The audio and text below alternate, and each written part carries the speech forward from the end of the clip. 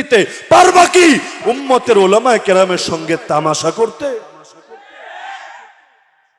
আল্লাহ নবী সাল্লাল্লাহু আলাইহি ওয়াসাল্লাম আল্লাহ তাআলা সর্বশেষ বানিয়েছেন, আর উম্মতের উপর দায়িত্ব দিয়েছেন ঈমানও আনা লাগবে, সাহায্য করা লাগবে, দুটো অপশনই। এমনকি সব নবীর থেকে ওয়াদা নিয়েছেন। এই আয়াতের পরের আয়াতে গিয়ে আল্লাহ বলেন, শোনো, ওয়াদা তো দিয়েছো, তাদের থেকে স্বীকারোক্তিও নিয়েছেন, দিয়েছো কিনা? হ্যাঁ দিয়েছি, সব শেষ। পরের আয়াতে বলেন, ফামান তাওয়াল্লা বাদা যালিক, আমাকে অঙ্গীকার দেওয়ার পর যদি খবরদার মুখ ফিরিয়ে নাও, নবী দুনিয়াতে আসলে ঈমান না আনো বা সাহায্য না করো, তাহলে শুনে রাখো ফাউলাইকা হুমুল ফাসিকুন, এখন থেকে তোমার পরিচয় হবে ফাসিক। ভাবতে পারেন, নবী হয়ে যদি এই নবীর উপর ঈমান না আনে, তাকে সাহায্য না করে, আল্লাহ হুমকি দিচ্ছেন ফাউলাইকা হুমুল ফাসিকুন, তোমরাই হবে ফাসিক। কত ভয়াবহ কথা! তাহলে দুনিয়ার মধ্যে সাহায্য করা লাগবে না নবীরে?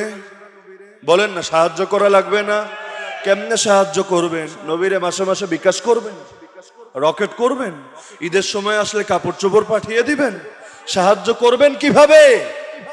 সাহায্য করবেন, নবীর দ্বীনকে জিন্দা করবেন, নবীর রেখে যাওয়া কোরআনকে প্রতিষ্ঠিত করবেন, নবীকে হেফাজত করবেন, নবীর ইজ্জতকে হেফাজত করবেন, নবীর নবুয়তকে হেফাজত করবেন, নবীর খাতমে নবুয়তকে হেফাজত করবেন।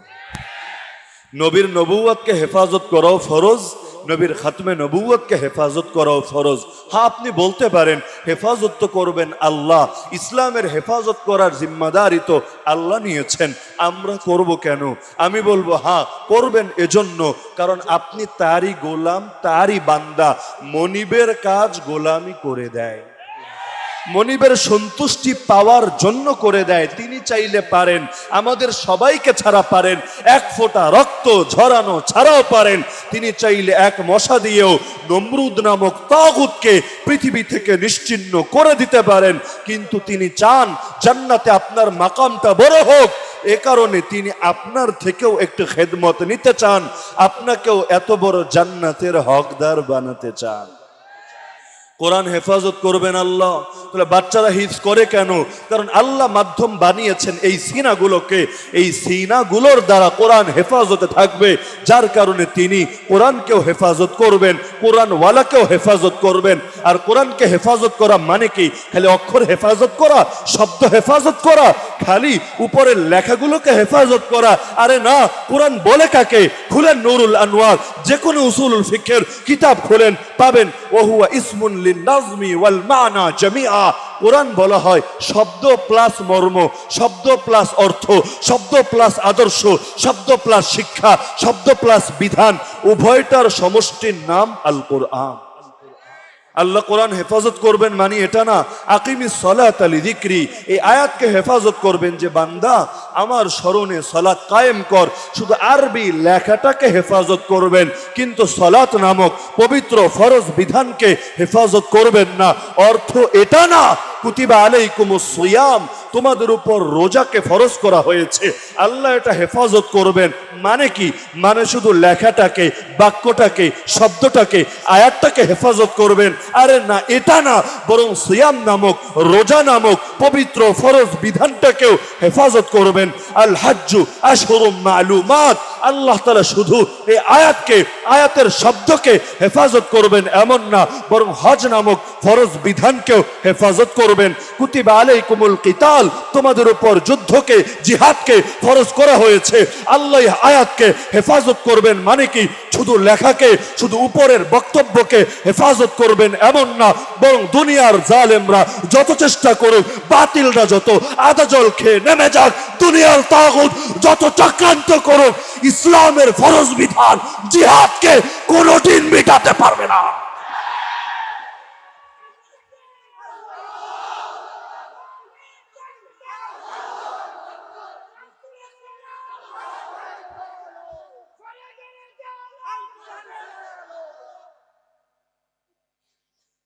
তো কিভাবে হেফাজত করবেন? হজকে, নামাজকে, রোজাকে, জিহাদকে, জব সহজ। গোলামকে দিয়ে হেফাজত করবেন। আমি আমার বাড়ির মাল কিভাবে হেফাজত করি, কর্মজীবী যারা, আমার চাকরি করে যারা, আমার দারোয়ান, আমার গার্ড, আমার প্রহরী, তাদেরকে দিয়ে তো আমি হেফাজত করি। আল্লাহ হেফাজত করবেন কিভাবে?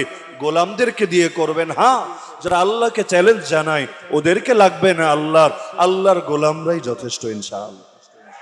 কিভাবে করবেন? জব সহজ, নামাজকে হেফাজত করবেন নামাজির দ্বারা। কারণ হেফাজত তো আগেই বললাম দুই অংশকেই করবে, শুধু থিওরিটিক্যাল সাইডটাকে না, প্র্যাকটিক্যাল সাইডটাকেও হেফাজত করবেন। থিওরিটিক্যাল সাইড হেফাজতে থাকবে তো এভাবে, কেউ কোরআনের আয়াত বাড়াতেও পারবে না, কমাতেও পারবে না, নবীর হাদিস বাড়াতেও পারবে না, কমাতেও পারবে না। নবীর নামে কেউ যদি এমন কথা বলে যেটা নবী বলে নাই, সে যত বড় হুজুর হোক, যত বড় পীর হোক, যত বড় দায়ী হোক, যত বড় মুবাল্লিগ হোক, যত বড় রাজনীতিবিদ হোক, নবী জানিয়েছেন তার ঠিকানা হবে জাহান্নাম। কারণ হেফাজতে তো রাখতে হবে, বাড়ানো যাবে না। বাড়ালে শরীয়ত ঠিক থাকবে কিভাবে? কোনটা হক কোনটা বাতিল চিনি কিভাবে? আকল দিয়ে না, চোখ দিয়ে না, আমার পঞ্চ ইন্দ্রিয় দিয়ে না, আমার দিল দিয়ে না, চিনি কোরআন দিয়ে, চিনি সহিহ হাদিস দিয়ে। যদি কোরআনে বিকৃত হয়ে যায়, কোরআনের নামে নিত্য নতুন আদর্শ ইসলামে ঢুকে যায়, যদি হাদিসই বিকৃত হয়ে যায়, ইসলামের পরিণতিও খ্রিস্ট ধর্মের মতো হবে, ইসলামের পরিণতিও ইহুদি ধর্মের মতো হবে, ইসলামের পরিণতিও পূর্বেকার ধর্মগুলোর মতো হবে। এ কারণে কোরআনও বাড়বে না, হাদিসও বাড়বে না, কোরআনও কমবে না, হাদিসও কমবে না। তো এভাবে আল্লাহ তাআলা জ্ঞানগত সাইডটাকে, তাত্ত্বিক সাইডটাকে হেফাজত করবেন, আবার প্র্যাকটিক্যাল সাইডটাও হেফাজত করবেন। কারণ দুটোই তো লাগবে হেদায়েতের জন্য। আল্লাহর কাছে চাই তো এভাবে, ইহদিনাস সিরাতাল মুস্তাকিম সিরাতাল্লাযীনা আনআমতা আলাইহিম, হে আল্লাহ আমাদেরকে সরল পথে পরিচালিত করেন। তাদের পথ যাদের উপর নেয়ামত বর্ষণ করেছেন তারা কারা? কোরআনে আল্লাহ নিজেই জানিয়ে দিয়েছেন, তারা হলেন নবীরা, সিদ্দিকরা, শহীদরা, সালেহীন, নেককার লোকেরা। তাদের পথই হবে আমাদের পথ। তো কোরআন সুন্নাহর পথ না বলে ব্যক্তির প্রসঙ্গ কেন টানা হলো? কারণ শুধু লিখিত কোরআন, লিখিত হাদিসের কথা যদি বলে, কাদিয়ানিও দাঁড়িয়ে বলবে হ্যাঁ আমিও তো এই কোরআনই মানি, হিজবুত তাওহীদও দাঁড়িয়ে বলবে হ্যাঁ মানি, আহলে কোরআনও দাঁড়িয়ে বলবে হ্যাঁ আমি তো এই কোরআনই মানি। কিন্তু প্রত্যেকে আরবি কোরআন মানার দাবি করবে, কিন্তু বাংলা সেই সুযোগ রাখেন নাই। আল্লাহ তাআলা লিখিত তাত্ত্বিক কোরআনও দিয়েছেন, আল্লাহ তাআলা আমলে কোরআনও দিয়েছেন। নবীকে বলা হয় জীবন্ত কোরআন। আম্মাজান আয়েশা রাদিয়াল্লাহু আনহাকে জিজ্ঞেস করা হয়েছিল আমার নবীর জীবন চরিত্র কেমন ছিল, তিনি বললেন তুমি কি কোরআন পড়ো না? বলল হ্যাঁ পড়ি তো। তিনি জবাব দিলেন কানা খুলুকুহু আল কুরআন, এই কোরআনের প্র্যাকটিক্যাল নমুনাই ছিলেন আমার নবী। কোরআন পড়ে বুঝতে যদি সমস্যা হয়, নবীর জিন্দেগিতে তাকাই, বুঝতে আর কোনো ঝামেলা থাকে না। একটা ছোট্ট উদাহরণ দেই। আল্লাহ বলেন ইয়া আইয়ুহান নবী জিহাদ চালিয়ে যান কাফেরদের বিরুদ্ধে, জিহাদ চালিয়ে যান মুনাফিকদের বিরুদ্ধে, কঠোর থাকেন কাফেরদের বিরুদ্ধে, কঠোর থাকেন মুনাফিকদের ব্যাপারে, উভয়ের সঙ্গে জিহাদ চলবে। এবার আপনি আয়াত করে চিন্তা করবেন, বুঝলাম কাফেরের সঙ্গেও জিহাদ লাগবে, বুঝলাম মুনাফিকের সঙ্গেও জিহাদ লাগবে, কাফেরের সঙ্গে জিহাদ কিভাবে হবে, মুনাফিকের সঙ্গে জিহাদ কিভাবে হবে? এখন ব্যাখ্যা নিব নবীর থেকে, কারণ কোরআন বুঝতে চাইলে নবীকে দেখেই বুঝি। আল্লাহ বলেন বান্দা সালাত কায়েম কর। কিভাবে করব আল্লাহ? তাকবীর কিভাবে দিব, কিরাত কিভাবে পড়ব, বসবো কিভাবে, উঠবো কিভাবে, সালাম ফিরাবো কিভাবে, কখন কি পড়বো, কখন নীরব থাকবো? নবী বলবেন সাল্লু কামা রাআইতুমুনি উসাল্লি, জাস্ট ফলো মি। তোমরা দেখো আমি কি করি, তোমরাও তাই করো। আমাকে যেভাবে সালাত আদায় করতে দেখো, তোমরাও সেভাবে সালাত আদায় করো। তো কাফেরের বিরুদ্ধে জিহাদ কিভাবে চলবে? নবী বলবেন দেখো আমার বদর দেখো, আমার উহুদ দেখো, আমার খন্দক দেখো, আমার হুদাইবিয়া দেখো, আমার হুনাইন দেখো, আমার তাবুক দেখো, আমার মুতা দেখো, আমার ফাতে মক্কা দেখো। উম্মত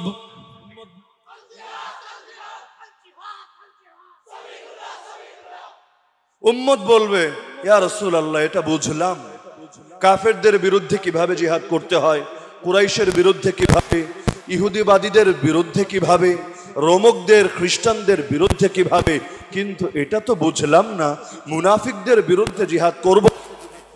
আল্লাহ তো আপনাকে আদেশ দিয়েছিলেন।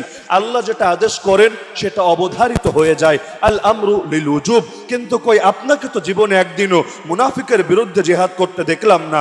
উপরন্তু ওমর কত সময় অনুমতি চেয়েছেন, দানি আদরিব উনুকা হাদাল মুনাফিক, নবী আমাকে ছেড়ে দেন, এই মুনাফিকের কল্লা উড়ায় দেই। নবী বলেছেন না, ঠান্ডা হও ওমর, এখন তুমি এই কাজ করো না, অন্যথায় ইসলাম ফোবিয়া ছড়িয়ে দেবে। ইসলামের দুশমনরা তারা বলবে, দেখেছো মোহাম্মদ কত খারাপ, তার ধর্মে রক্তের নিরাপত্তা নাই, তোমরা তার ধর্ম গ্রহণ করো না। 19 থেকে 20 হলেই, পান থেকে চুন খসলেই তোমাদের কল্লা উড়িয়ে দিবে। তো লোকে অন্তর্দ্বন্দ্ব হিসাবে প্রচার করবে, মানুষ ইসলাম গ্রহণ করতে ভয় পাবে। তো এই কারণে নবী না করলেন। আপনি বলবেন বুঝলাম, তাহলে নবী তো কোরআন মানে না, আল্লাহ ফরজ করে দিলেন, আল্লাহ আদেশ দিলেন, নবী তো মানে না, তাহলে আমি কিভাবে মুনাফিকের বিরুদ্ধে লড়াই করব? আরে নবী যদি নাই মানে, আপনি কোরআন, জীবন্ত কোরআন পাবেন কিভাবে? প্র্যাকটিক্যাল কোরআন পাবে কিভাবে? এখন ব্যাখ্যা কি এটা বুঝতে যেতে হবে নবীর জীবনীতে। রাইসুল মুফাসসিরিন আব্দুল্লাহ বিন আব্বাস রাদিয়াল্লাহু আনহুমা বলেন, তোমরা এই আয়াত বোঝো নাই? আল্লাহ বলছেন, ইয়া আইয়ুহান নবী জাহিদিল কুফারা বিসসিনান ওয়াসকিনা বিল বান ওয়াগলুজ আলা কিলাল ফারিকাইন।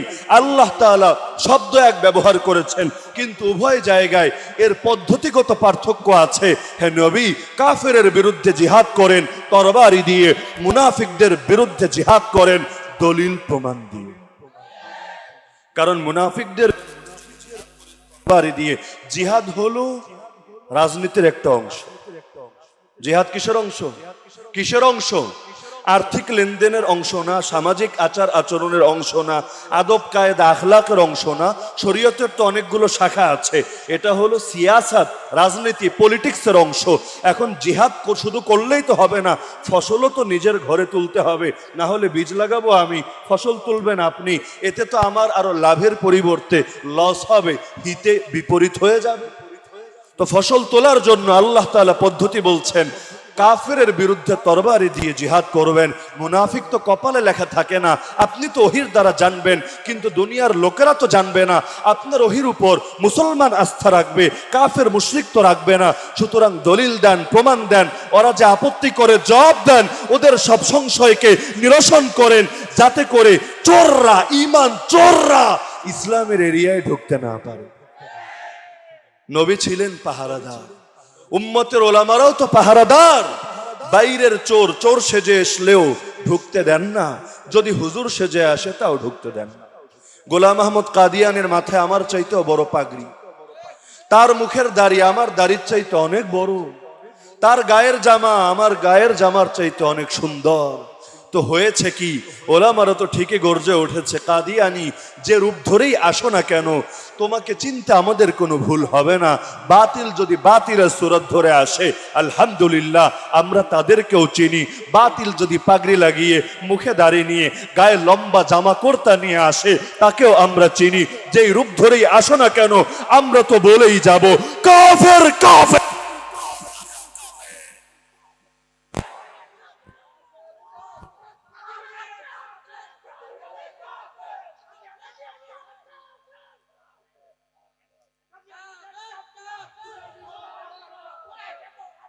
আপনি এখন ভাবতে পারেন, আপনি বলতে পারেন, কাদিয়ানিরা কাফের বলার কি এমন ঠেকা পড়েছে আপনার?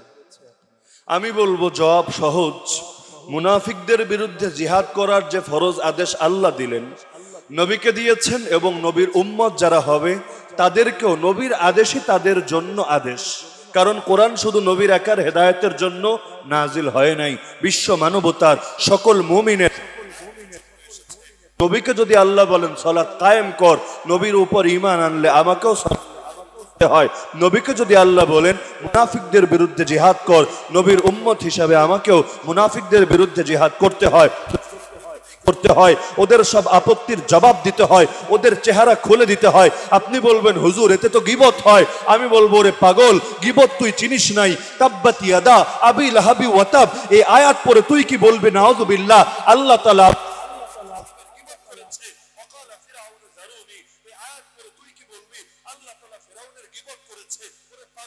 আমাদের আকাবিররা, আমাদের উলামায়ে কেরামরা যদি এই বাতিলকে না চিনিয়ে দিতেন, বহু জনসাধারণ আপামর গ্রামের লোকেরা তারা কিভাবে বুঝতো যে এই দরবেশ এই বাহ্যিক ভাবে দেখতে যাকে বড় বুজুর্গ বড় ওলি বড় হুজুর মনে হয়, আসলে সে কোনো হুজুর না, সে হলো ঈমান চোর।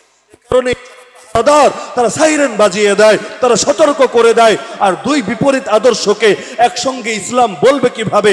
যদি কাদিয়ানীদেরকে মেনে নেন তাহলে বলতে হবে আপনি কাফের, যদি আপনাকে মেনে নেন। আর যদি সংরক্ষণ করবেন কিভাবে? সাহাবীরা রক্ত দিয়ে নবীর নবুয়তকেও হেফাজত করেছেন। উহুদের ময়দানে নবীর গায়ে আঘাত এসেছে, নিজেদেরকে মানব ঢাল বানিয়ে দিয়েছেন। আর আমার জীবন নবীর জীবনের তুলনায় কিচ্ছু না, প্রয়োজনে আমি মরব, কিন্তু নবীর গায়ে আঘাত পড়তে দিব না। আপনি ভাবতে পারেন এক নারী নিজের কোলের শিশু এনে দিচ্ছে, ইয়া রাসূলুল্লাহ আমার বাচ্চাটাকে ময়দানে নিয়ে যান। রাসূল তো অবাক, আরে এই বাচ্চাকে আমি নিয়ে করব কি? নারী জবাব দিচ্ছে, রাসূল আমিও জানি, আমিও বুঝি এই বাচ্চা লড়াই করতে জানে না, সে ময়দানে আপনার কোনো কাজে আসবে না। কিন্তু দেখেন নবী দিল তো মানে না, অন্তরকে তো সান্ত্বনা দিতে পারি না। বাপ ছিল শহীদ হয়ে গেছে, স্বামী ছিল শহীদ হয়ে গেছে, অন্য যারা ছিল সবাই আল্লাহর মেহমান হয়ে গেছে। আমি তো নারী, কি বা করতে পারি? ময়দানে গেল কাফেরদের বিরুদ্ধে লড়াই তো করতে পারবো না। আপনার সাহাবীরা যাবে গিয়ে জান্নাতের সওদা করবে, আমি অধম মদিনায় পড়ে থাকবো, দিলে তো সান্ত্বনা পাই না।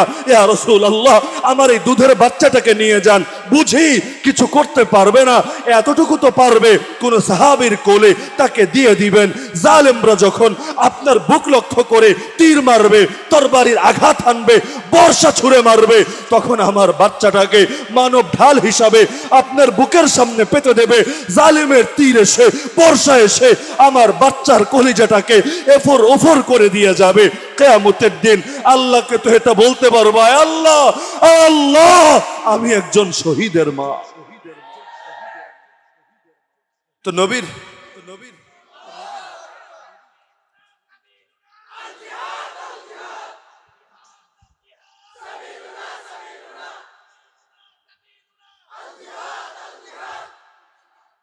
তো নবীর নবুয়ত হেফাজতের জন্য এভাবে নিজেদেরকে কোরবানি দিয়েছেন। আমরা চেষ্টা করি ভাগতে, তারা চেষ্টা করতেন আসতে। আপনি দেখেন ছোট বাচ্চা, বয়স হয় নাই, প্রাপ্তবয়স্ক হয় নাই এখনো, বালক নাবালেগ, কিন্তু পায়ের গোড়ালির উপর ভর করে না দাঁড়িয়ে কাতারে দাঁড়িয়ে গেছে, পায়ের মাথার উপর সামনের অংশের উপর ভর করে, দেখতে একটু যাতে লম্বা দেখা যায়, নবী যাতে জান্নাত ক্রয়ের একটা সুযোগ তাকে দিয়ে দেন। এরপর এক সাহাবীরা নবী নিয়ে নিলেন, পেছনে আরেক সাহাবী সিরিয়ালে আসলো। নবী বললেন এখনো বয়স হয় নাই, আগামী বছর তোমাকে নেব ইনশাআল্লাহ, বাড়িতে চলে যাও। এই যুগ হলে তো সহজেই চলে আসতাম, নবী আমার ওজর কবুল, আমার কোনো গুনাহ হবে না। কিন্তু বলে কি, ইয়া রাসূলুল্লাহ একটা চান্স দেন, এত তো রিকোয়েস্ট করলাম, বুঝলাম আমাকে নেবেন না, কিন্তু ওই যে আমার এলাকার ওই ছেলেটাকে নিলেন, বয়সে বড় হলে কি হবে, ও তো শক্তিতে আমার সাথে পারবে না, আমাকে একটা চান্স দেন, ওর সঙ্গে আমি একটু কুস্তি খেলবো ময়দানে, একটু দেখেন আমি পারি না ও পারে, যদি আমি শক্তিতে বেশি হই, বয়স তো এটা ফ্যাক্ট না, আপনি আমাকে ময়দানে নিয়ে যান, আমি ইনশাআল্লাহ আপনার এই পছন্দের লাশ রাখবো। সাহাবীরা তো অবাক, আরে পিচ্ছি এভাবে পাগলামি করছে, আল্লাহর সঙ্গে ব্যবসা করবে বলে। কোরআনের ভাষায় ব্যবসা না এটা, ব্যবসা, যেই ব্যবসা এমন বাজারে হয় যেই বাজারের ক্রেতা আল্লাহ নিজে আর বিক্রেতা হলেন আপনার। আল্লাহ কিনবেন জান, আল্লাহ কিনবেন মাল, বিনিময়ে দিবেন জান্নাত। আল্লাহ ঠকাবেন না, প্রতারণা করবেন না। যে আল্লাহকে সর্বোচ্চটা দেবে, আল্লাহ তাকে সর্বোচ্চটা দেবেন। এখন কুস্তির আয়োজন করা হলো, সবাই মজা দেখছে, কি হবে, আসলে কি সে পারবে? দিলে বড় আশা, মদিনায় যাবে শুধু এতটুকু না, থাকেই তো মদিনায়, যাবে ময়দানে, দিলে বড় আশা, যাবে শহীদ হওয়ার জন্য। এখন কুস্তি শুরু করার আগে তো একটু বুক মিলিয়ে নিতে হবে, কারণ ঘুষি ঘুষি মারবে একটু পরে, আগে একটু বোঝাপড়ার ব্যাপার আছে। এবার কানে কানে গিয়ে বলে, ভাই কথা তো একটা বলে এসেছি, কিন্তু দেখো তুমি তো আমার চাইতে বয়সেও বড়, শক্তিতেও বড়, যদি শক্তি প্রয়োগ করো আমি তো মুহূর্তে চিটপটাং হয়ে যাব, ধরাশায়ী হয়ে যাব, পারবো না তোমার সাথে। কিন্তু দেখো তোমার তো জান্নাতের ব্যবস্থা হয়েই গেছে, জান্নাতের পথের পথিক তুমি তো হয়ে গেছো, আমাকে একটা চান্স দাও না, একটা বার আল্লাহর জন্য স্যাক্রিফাইস করো, আমরা দুই ভাই হাতে হাত মিলিয়ে জান্নাতের সফরে যাবো ইনশাআল্লাহ।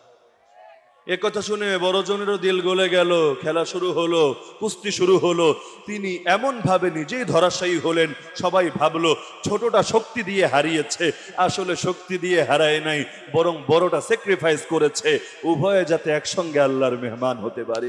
অন্ধ সাহাবীও এসে হাজির হয়ে যায়, রাসূল আমাকে নিয়ে যান না। আরে তুমি অন্ধ, তুমি কি করবা?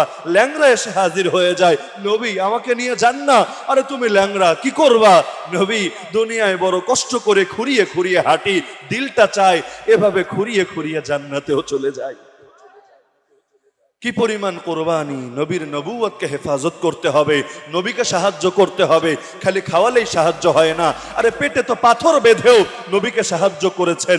আসল সাহায্য নবীর দিনকে পৃথিবীতে অমর্যাদার শিকার হতে দেবেন না। নবী যেই উম্মতের জন্য কাঁদেন, উম্মতি উম্মতি বলে চোখের পানি ঝরান, সেই উম্মতকে দুনিয়ায় মায়ের খেতে, মাজলুম হতে, কোরআনের ইনসাফি শাসন থেকে বঞ্চিত হতে দেবেন।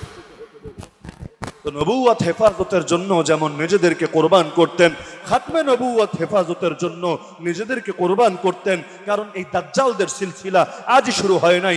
নবী বলেন কিয়ামতের আগে অন্তত 30টা দাজ্জাল আসবে। দাজ্জাল মানে হলো ফ্রড, মহাপ্রতারক, যাদের প্রত্যেকে শুধু দাজ্জাল না কাযযাবও হবে। কাযযাব মানে ডাহা মিথ্যাবাদী।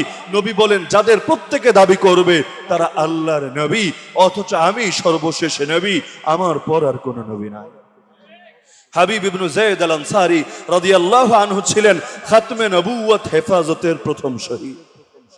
মুসাইলিমা কাযযাব আল্লাহর রাসূলের যুগের নবুয়তের ভণ্ড দাবিদার। সে নবীর কাছে চিঠি লিখলো, মিন মুসাইলিমাত রাসূলিল্লাহ ইলা মুহাম্মাদিন রাসূলিল্লাহ, নাউযু বিল্লাহি মিন যালিক। আল্লাহর রাসূল মুসাইলিমার পক্ষ থেকে আল্লাহর রাসূল মুহাম্মাদের উদ্দেশ্যে প্রেরিত চিঠি।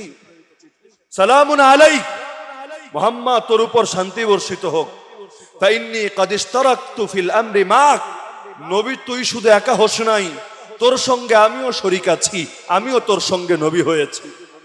এখন দেখ পৃথিবীটা দুই ভাগ হবে, এক ভাগের উপর তুই রাজত্ব করবি, আর এক ভাগের উপর আমি রাজত্ব করব। কিন্তু এই কুরাইশ জালেমরা দখল করে রেখেছে, ওরা আমার ভাগ আমাকে দেয় নাই। শীঘ্রই আমার চিঠি পাওয়ার পরে আমার ভাগ বুঝিয়ে দিবি।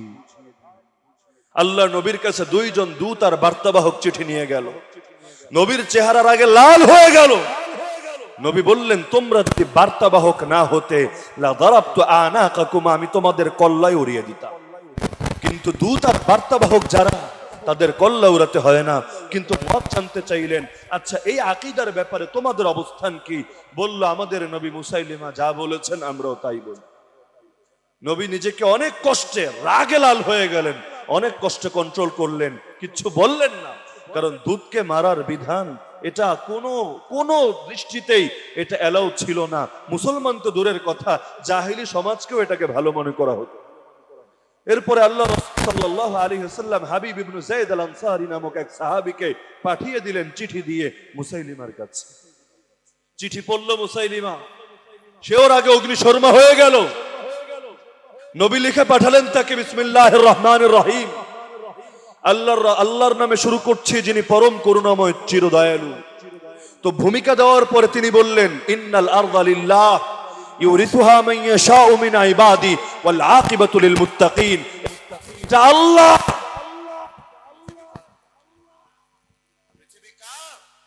পৃথিবীর প্রতিটা চিমাটিকা নাকি আমেরিকা বাইডেনের, এক একজনকে ভাগ করে দেওয়ার সুযোগ আছে। ভারত হলো মোদির, ইসরায়েল হলো উগ্র ইহুদিবাদীদের, ওটা ওদের এমন না, বরং কোরআনেও আছে, নবীর হাদিসেও আছে, গোটা জমিনটা একজনেরই। কি নাম? অনেকে বলে না হুজুর সব জায়গায় ধর্মকে টেনে আনবেন না। ভালো কথা, ধর্মকে টেনে আনবো না সব জায়গায়, তো যেখানে ধর্মকে টানবো না সেখানে কি টানবো আমাকে বল? সেখানে নফসকে টানবো, ইবলিসকে টানবো, মানব রচিত আদর্শকে টানবো? কোন জায়গায় ধর্মকে টানবো না? বলবে রাষ্ট্র থাকবে রাষ্ট্রের জায়গায়, ধর্ম থাকবে ধর্মের জায়গায়, খেলা থাকবে খেলার জায়গায়, শয়তানি থাকবে শয়তানের জায়গায়। তো ভালো কথা, ধর্মের জায়গা কোনটা তুই আমাকে বল। ধর্মের জায়গা মসজিদ, ধর্মের জায়গা শুধু মাদ্রাসা, ধর্মের জায়গা শুধু খানকা, ধর্মের জায়গা শুধু ওয়াজ মাহফিল, ধর্মের জায়গা শুধু মার্কাজ। আরে ধর্মের জায়গা তো পৃথিবীর প্রতিটা সেক্টর, পৃথিবীর প্রতিটা ইঞ্চি ইঞ্চি মাটি।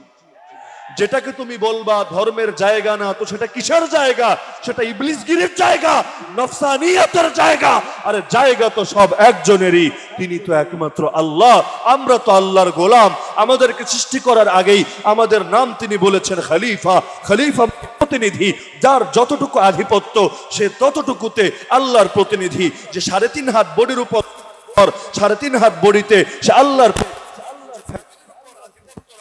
সে ফ্যামিলিতে আল্লাহ, যে সমাজের উপর ক্ষমতা রাখে সমাজে আল্লাহর প্রতিনিধি, যে রাষ্ট্র চালায় সে রাষ্ট্রে আল্লাহর প্রতিনিধি, যে অর্থনীতিতে জড়িত অর্থনীতিতে আল্লাহর প্রতিনিধি। প্রত্যেকে তার নিজের জায়গায় একজনেরই প্রতিনিধি। তো নবী বললেন জমিনটা আল্লাহর, আল্লাহ যাকে চান ওয়ারিশ বানান। উত্তম পরিণতি মুত্তাকিদেরই হয়ে থাকে। এভাবে বিভিন্ন কথা তাকে বললেন। মুসাইলিমা অগ্নিশর্মা হয়ে গেল, বলল ওই বেটা, তুই কি এটা সাক্ষ্য দেশ যে মুহাম্মদ আল্লাহ রাসূল? হাবিব রাদিয়াল্লাহু আনহু বলেন, হ্যাঁ নিঃসন্দেহে সাক্ষ্য দেই মুহাম্মদ সাল্লাল্লাহু আলাইহি ওয়াসাল্লাম আল্লাহর রাসূল। দ্বিতীয় প্রশ্ন, আচ্ছা ভালো কথা, তুই কি এটাও সাক্ষ্য দিস যে আমি মুসাইলিমা আল্লাহর রাসূল? বলল কখনোই না, প্রশ্নই আসতে পারে না, তুই কোনোদিন আল্লাহর রাসূল হতে পারিস না। এবার মুসাইলিমার মেজাজ আরো গরম হয়ে গেল, আদেশ দিল জুলুম শুরু করো। কারণ দুনিয়ার বাতিলদের একটা কমন কৌশল হলো, যখন দলিল দিয়ে পারে না তখন জুলুমের পথে আটে। ওরাই বলবে কলমের জবাব কলম দিয়ে দিতে হয়, বক্তব্যের জবাব বক্তব্য দিয়ে দিতে হয়, কিন্তু ওরাই আবার বক্তব্যের জবাব হ্যান্ডকাপ দিয়ে দেয়, কলমের জবাব বুলেট দিয়ে দেয়।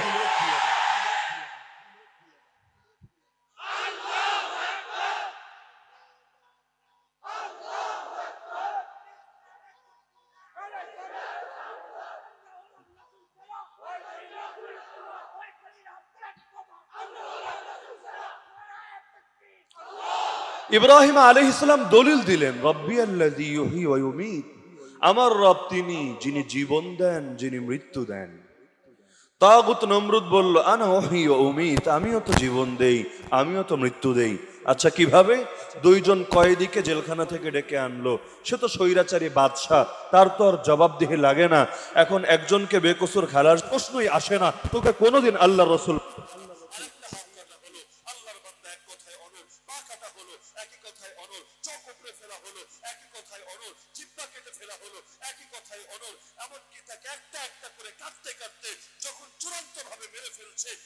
জিহ্বা নাই, কথা বলতে পারে না, হাত নাই, আঙ্গুল দিয়ে ইশারা করতে পারে না, তখনও পর্যন্ত নিজের গোয়ানে দিয়ে বুঝিয়ে গিয়েছে, মুসাইলিমা তুই আমাকে মারতে পারবি কিন্তু দিল থেকে খাতমে নবুয়তের আকীদা কেড়ে নিতে পারবি না। আমি কোনোদিনও তোকে নবী মানব না, নবীর পরে নবী নাই, এটাই চূড়ান্ত কথা।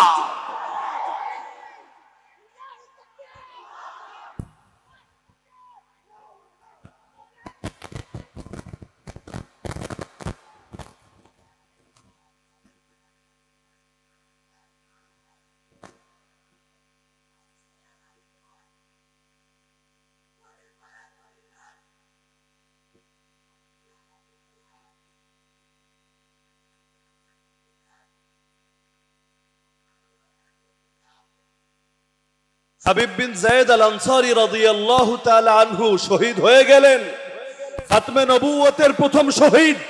রক্ত দিলেন, খাতমে নবুয়তের আকীদা দিলেন না, নবীর ইজ্জত হেফাজত করলেন। আরে জান বাঁচানোর জন্য সাময়িক মিথ্যা বলা জায়েজ, কিন্তু যেখানে গায়রাতের প্রশ্ন, আত্মমর্যাদাবোধের প্রশ্ন, যেখানে নবীর ইজ্জতের প্রশ্ন, সেখানে সাহাবীরা হিকমতের নামেও আপোষ করতেন না, জান বাঁচানোর জন্য সেখানে মিথ্যা বলতেন না। সেই সাহাবীর কথাও তো জানেন, আল্লাহর বান্দাকে শুলিতে চড়িয়ে মারা হবে, জিজ্ঞেস করা হচ্ছে তোরে যদি ছেড়ে দেই, তোর জায়গায় মুহাম্মদকে ঝুলিয়ে শুলিতে চড়িয়ে মারি, তুই কি এটা মানবি? তোর কি ভালো লাগবে?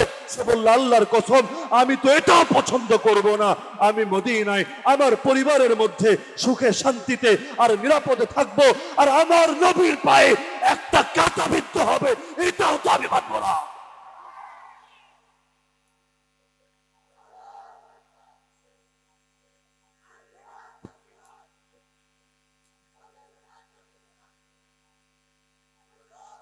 হাবিব বিন জাহেদ আল আনসারী রাদিয়াল্লাহু আনহু শাহাদাতের সংবাদ মদিনায় চলে আসলো। সবার কলিজাটা ভেঙে খান খান হয়ে গেল, কারণ বার্তা বাহককে তো কেউ মারতো না। আল্লাহর নবী পর্যন্ত মুসাইলিমার দুই বার্তা বাহক যারা নিঃসন্দেহে ছিল হত্যাযোগ্য, নবী তাদেরকে মারেন নাই, রাগে অগ্নিশর্মা হয়েছিলেন, তবুও কিছু বলেন নাই, কারণ তিনি স্পষ্ট বলেছেন, লাউলা আন্না রাসূল, যদি এমন মূলনীতি থাকতো, না থাকতো, যারা বার্তাবাহক হয় তাদেরকে লা তুকতাল, হত্যা করা হয় না, লা দারাবতু আনাতাকুমা, তোমাদের গলা ফেলে দিতাম। এই মূলনীতির কারণে ফেললাম না, কিন্তু এতটুকু ভদ্রতা, এতটুকু শিষ্টাচারও মুসাইলিমা দেখালো না, কারণ দলিলে যখন পারে না তখন জুলুমের পথ বেছে নেওয়াই দুনিয়ার তাগুতের চিরাচরিত আদর্শ। যে আদর্শের পরিণতি ভোগ করতে হয় নবী ইব্রাহিমকে, যে আদর্শের পরিণতি ভোগ করতে হয় নবী মূসাকে, যে আদর্শের পরিণতি ভোগ করতে হয় আমার নবী খাতামুন নবীয়্যিন মুহাম্মদুর রাসূলুল্লাহ সাল্লাল্লাহু আলাইহি ওয়াসাল্লাম সহ সকল আম্বিয়ায়ে কেরাম। সংবাদ চলে আসলো মদিনায়, খবর পৌঁছে গেল মায়ের কাছে। এই যুগে মাদের কাছে যখন সন্তানের বিপদের সংবাদ চলে আসে, কয়জন নিজেকে সামলাতে পারে? অনেকে তেমনও বলে, আল্লাহ কি আর কাউরে পাইলো না, আমার পোলারেই নিতে হইলো।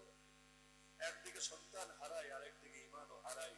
কিন্তু উম্মে হাবিব রাদিয়াল্লাহু আনহা, ইতিহাসে তার নাম খুঁজে পাওয়া যায় না, উম্মে হাবিব নামেই তিনি পরিচিত।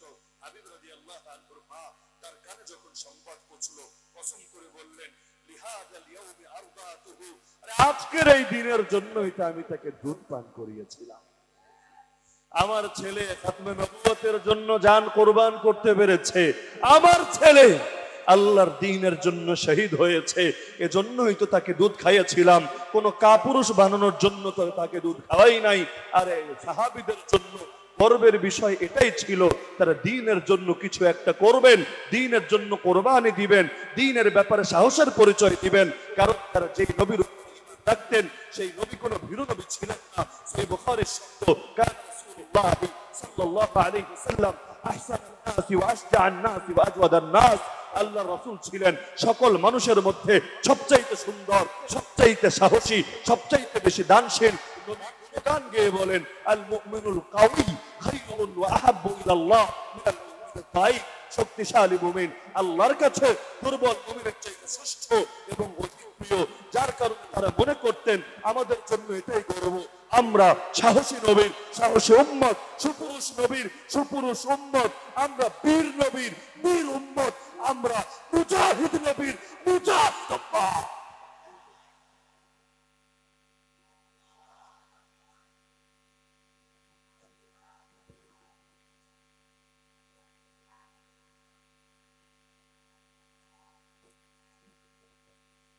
আমাদের ইসলামের শব্দগুলোকে ওরা পচাতে শুরু করলেই, ট্রোল করতে শুরু করলেই, ওদের ভয়ে কি আমরা শব্দ বলা ছেড়ে দেব? দুনিয়ার কে কি ভাবলো তাতে কি আসে যায়, আল্লাহ কি ভাবলেন সেটা না দেখার বিষয়। তায়েফে নবী মার খান, গা থেকে রক্ত ঝরে, কিন্তু মুখ দিয়ে ঠিকই বলে যান আল্লাহকে, আল্লাহুম্মা ইল্লাম ইয়াকুন বিকা গাদাবুন আলাইয়া ফালা উবালি, আল্লাহ আমার উপর যদি আপনার রাগ না থাকে, আমার কোনো কিছুতে কোনো পরোয়া নাই। কে মারলো, কে ধরলো, কে হুমকি দিল, কে ধমকি দিল, কে জুলুম করলো, কে ফুল দিল, কোনো কিছুতে কোনো পরোয়া নাই। আমার তো পরোয়া না জানি আপনি রাগ করে বসেন আমার উপর। मेरी जिंदगी का मकसद तेरे दीन की सरफराजी, मैं इसीलिए मुसलमान, मैं इसीलिए नमाजी, फना फिल्लाह की तह में बका का राज मुज़मर है, जिसे मरना नहीं आता उसे जीना नहीं आता, वमा अलैना इल्लल बलागुल मुबीन, व अल्हम्दुलिल्लाहि रब्बिल आलमीन।